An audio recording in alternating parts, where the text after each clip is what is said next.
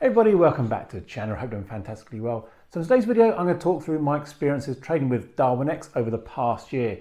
I'm going through my honest opinion of all of the aspects of the platform, what it's good for, what it's bad for, and will I continue trading with them in the future. So if you don't know who Darwinex are, they are effectively a brokerage company and a trading company that allows investors to invest in traders in what they call a Darwin, which is your own unique trading style.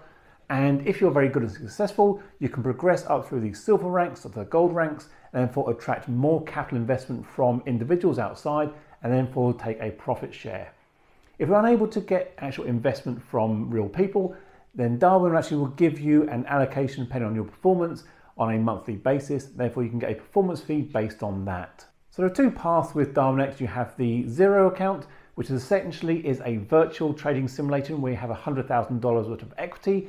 And once you've purchased that, you can then go on and pay a monthly subscription fee, or which I did, which was the classic route where you put €1,000 of your own money into a trading account and essentially have the same features and benefits of having the zero without having to pay the monthly subscription fee.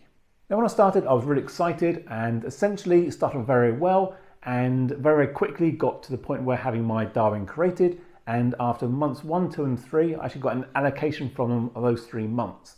Now, because the allocation and performance fees are paid out on a quarterly basis, I need to make sure I'm still in profit going on from the following months to actually get a payout. Now, whatever happened was I had a bad couple of months, and essentially, although I was in a position to actually have a nice performance fee payout, I think at one point it was in excess of £500. The reality was I didn't get it, and so I've been in that slump ever since. But what was also really interesting with Darwinex is they have a risk engine calculator on your account.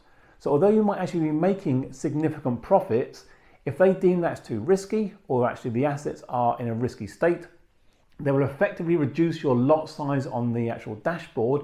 And so even though you've made, let's say, 5% on your account, it might only show as making 2%. Now currently with Darwinex, I'm actually at a point where I'm even worse than that. I'm actually at a 10-to-1 ratio on the risk calculator. So those actually getting slightly better with my recent trades. This month alone, I have made about 9% growth on my actual capital in my account, but my Darwinex account is only showing me is just over 1% growth.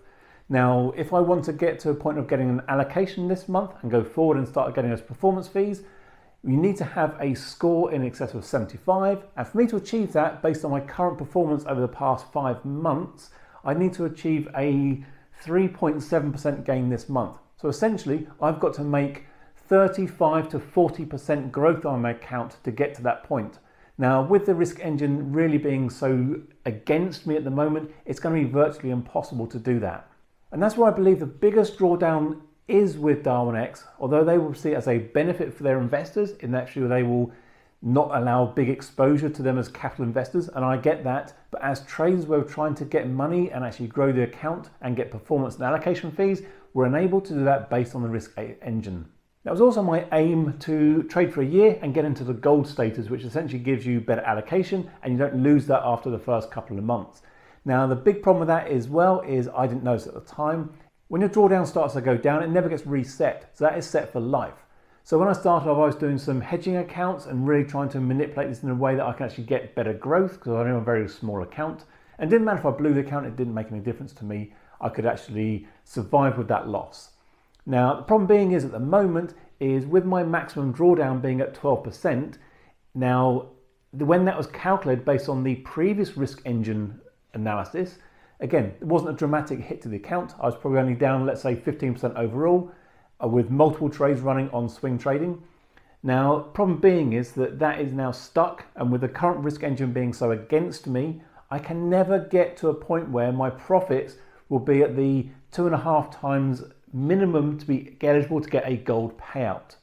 Now, maybe multiple years down the line, I might be in a situation where if I carry on this one and I can get the risk engine to come back in my favor, yes, it might work. But as it currently stands, I have virtually zero chance of getting this account and getting hundreds of percents of return to be able to get into that gold standard.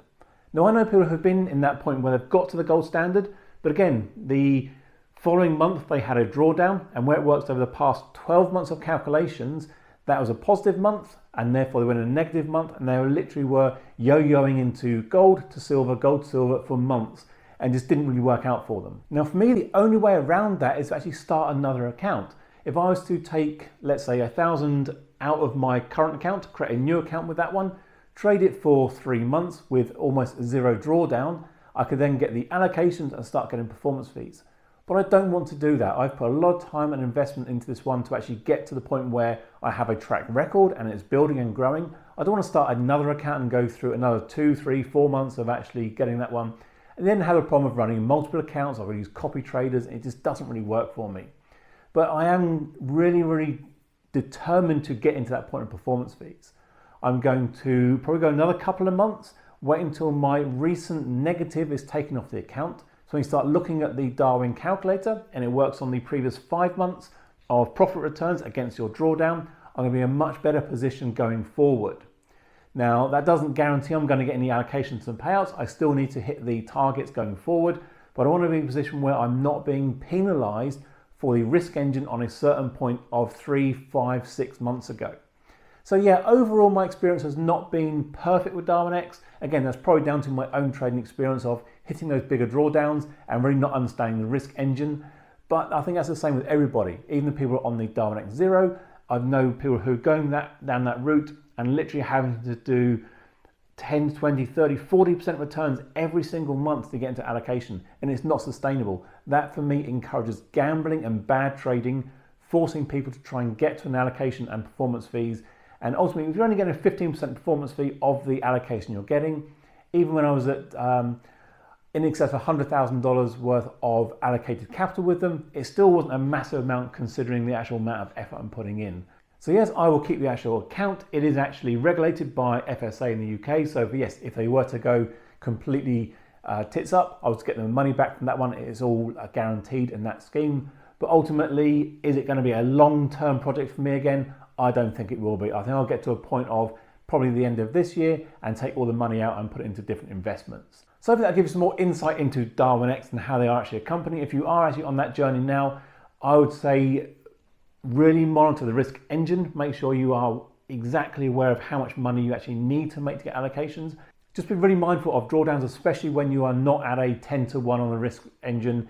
If you are much more on the 1-to-1 or 1-to-2, those drawdowns can very quickly get away from you and they are with you for the entire account duration. So yeah, thanks for watching everybody. Let me know in the comments if you want to do some more updates on Darwinex, but I'll just keep trading this in the background until I've actually got to a point where I can get an allocation, and I might do another video then on some payouts. Thanks for watching. Catch you again very soon.